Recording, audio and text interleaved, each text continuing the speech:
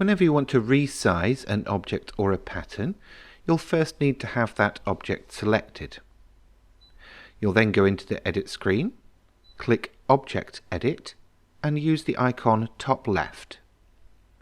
This allows you to change the height or width proportionately, and if available, unlock the aspect ratio. Do bear in mind that the width and height of some shapes are locked because of the design. You'll only know if the option is available as the icon that you see on the right above the OK button will be available to use.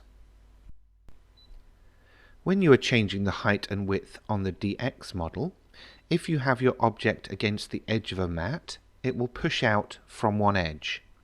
If, however, you have the shape in the center of the mat, it will push out from all four corners.